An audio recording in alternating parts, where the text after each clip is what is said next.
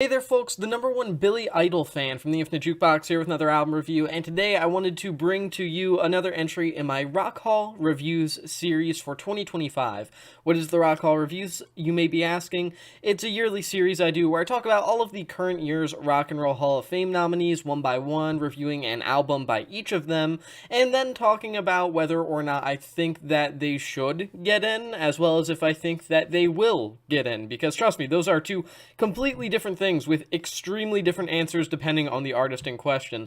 And today, since I'm doing things in alphabetical order, and this is my second entry in the series for this year, I am talking about none other than the great Billy Idol and his seminal sophomore studio album, Rebel Yell. You know, a lot of people cite the 1980s as the worst overall decade for popular music in modern history, and honestly, I don't really understand why. I mean, in a sense, I can see how someone who is less of a dork about this kind of thing would not be able to appreciate a lot of the synth sounds of the era, a lot of the new and then innovative, now outdated styles of pop music that were relevant within the mainstream, especially throughout the first 3/4 of the 1980s.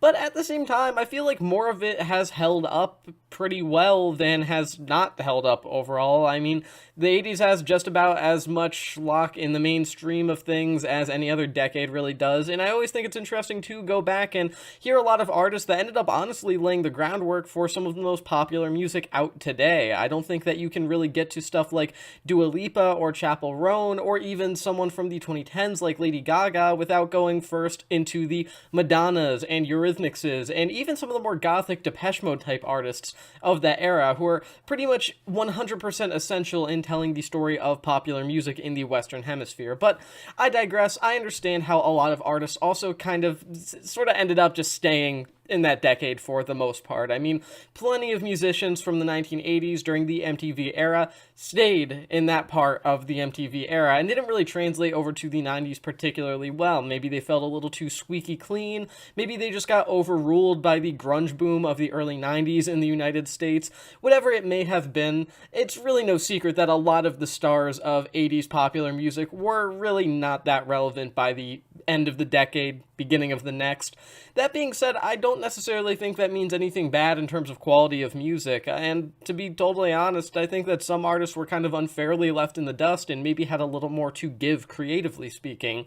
And now an artist that is just somewhere in the middle of all of that is Billy Idol.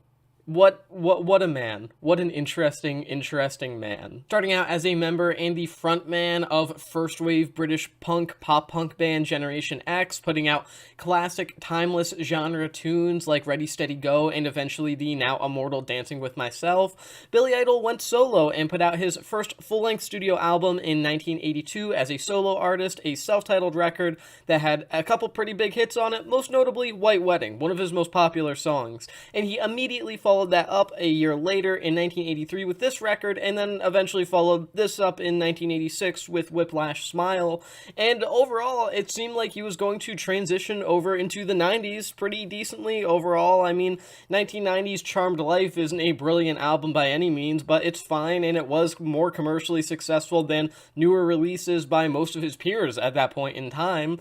And then, you know, a little thing called cyberpunk happened in 1993, and yeah, you know, it wasn't good. It wasn't good. I think you can pretty much guess the rest of the story from there if you don't already know it. Just kind of never really came back into the mainstream in the same way after that disaster of an album.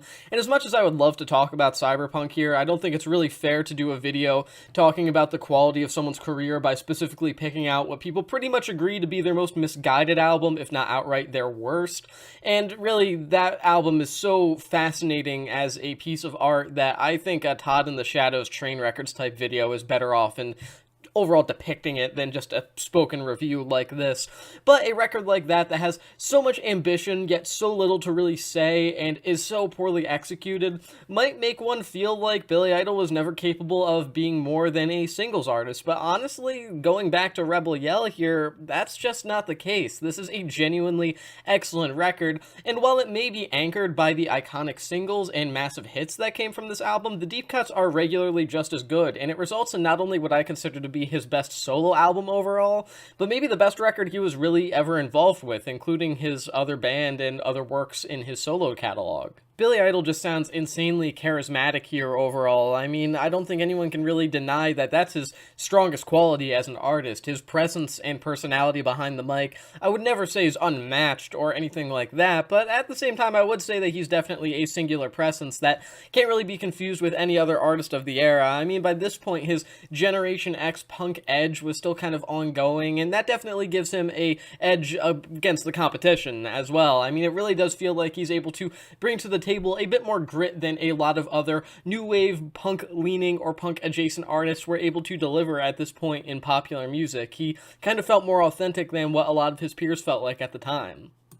I mean, you can hear that everywhere, from the at times sultry, at times extremely energetic title track to the back half of Eyes Without a Face. He sounds endearingly oversexed, if that's even really possible, on tracks like Flesh for Fantasy, in a way that feels reminiscent of certain other 80s acts, like In Excess, for example, but at the same time, Idol arguably sells it a bit better, kind of making him feel like, again, just a bit more earnest overall, a bit more genuine, despite obviously still being a persona at his core. And as a whole, the non-singles here are pretty much on par with the hits, generally speaking. I mean, that's rare for MTV Idol types like Billy Idol, so I think it's kind of cool to see a full record that really feels like it matches the quality of some absolutely outstanding singles here. I mean, outside of the multi-generational legends that the era produced, like Madonna and Duran Duran, for example, a lot of musicians that got popular on MTV throughout the 1980s for their music videos were popular for their music videos and for the singles that went along with those music videos, and for not much else, because they didn't really have much else to offer artistically or even in terms of really melodies or anything like that. But this record, I don't know. I think as a whole, the tracks stay pretty consistent in terms of quality, and I even like how, The Dead Next Door kind of closes the record off in this very chilling and somber kind of way, after the entire record is a very upbeat and at times, again, sort of punk-oriented affair in a lot of places. And, as a whole, it feels like the entire album is just the soundtrack to a strip club somewhere in 1983 to 85. And, I mean, do with that information what you will, but I don't think that's a bad thing. It would also be amiss if I didn't mention Billy Idol's right-hand man, longtime guitarist Steve Stevens, and his performance on this record.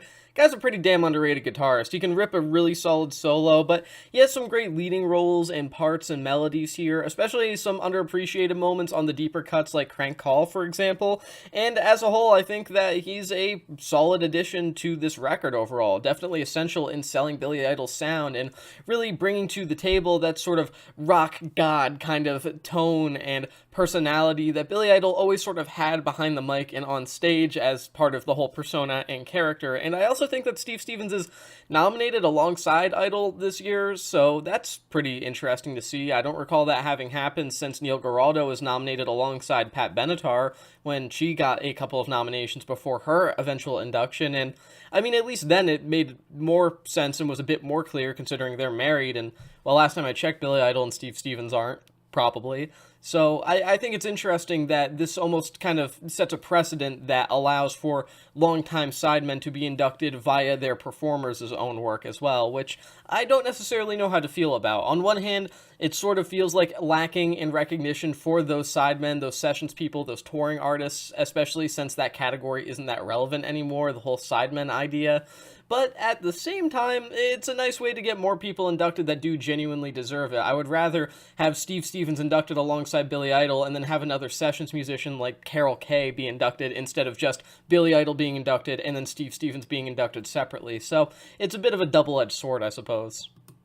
But yeah, as a whole, really great album, honestly. Like I said, I think it's the best album that Idol ever involved himself with. I think it's the most consistent record of his solo career based off of the ones that I've heard, which is most of them. And, as a whole, I just think it's a great new wave kind of record, and you're missing out if you're just assuming that it's a record that has some great singles and not much else going for it. And in particular, I think maybe Flesh for Fantasy as well as Eyes Without a Face are the two best songs of his career. But I digress.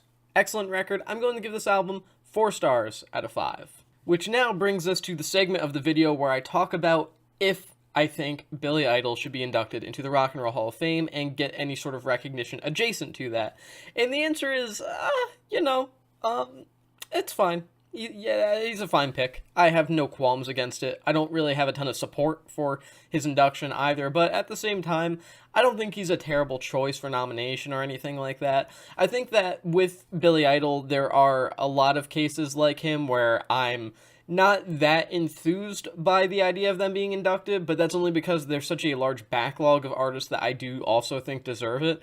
And if there were less of a backlog, I would have less of an issue and probably be more enthusiastic about it. But, still, I do think that Billy Idol does genuinely kind of deserve induction. And, I mean, hey, it's probably going to happen eventually. The Hall's going through a period where they really like nominating, at the very least, 80s MTV era acts, and it feels like Billy Idol's one of the last that they've never really gotten to, alongside Cyndi Lauper, fellow nominee for 2025. The sort of final two major ones that I don't think people would totally laugh at by having them inducted. And then we get to, like, Huey Lewis and the News, and everything kind of becomes a bit of a joke at that point. But, yeah, Billy Idol, don't really have a problem with it, especially since he has credentials going all the way back to the initial UK punk scene, definitely showing some longevity there, but that's really neither here nor there since he's being nominated as a solo artist, and yeah, fair enough. Not a bad choice at all. Now, a different question, will he get in?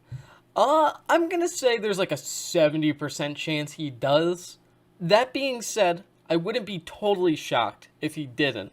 Now, a lot of people that follow the Rock and Roll Hall of Fame will probably be surprised at me for saying that because, like I just said, the Rock and Roll Hall of Fame loves inducting MTV-era artists at this point.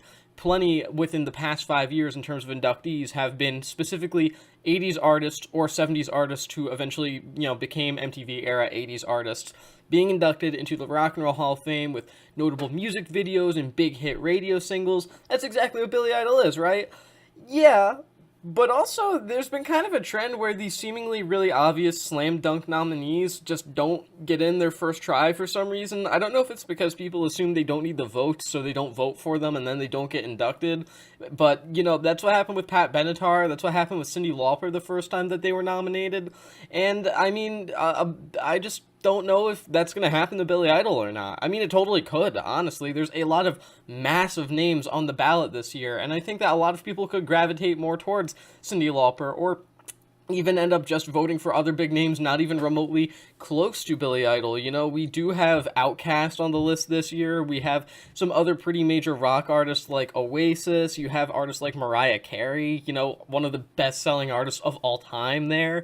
I think that there's a lot of really kind of obvious picks that just don't get in, and it does seem like solo rock artists have not necessarily always been the most popular in recent memory when it comes to the more meat and potatoes type of artists out there, like Lenny Kravitz not getting inducted last year. Not that I think he deserves it, because I don't really think he does, genuinely. But, nonetheless, I think he has a good shot. But honestly, I wouldn't be totally surprised if another artist like Soundgarden or hell, even Joy Division and New Order kind of came up and took that final spot on the ballot this year, whether it ends up being 7 or 8 inductees for 2025, just because not enough people end up voting for Billy Idol and distribute their votes elsewhere. But if that happens, he's definitely getting in within the next 2 years. Mark my words on that. And with that being said, that is the end of this album review, and of this entry in the Rock Hall Review series. Thank you for watching, and I'll see you in the next one.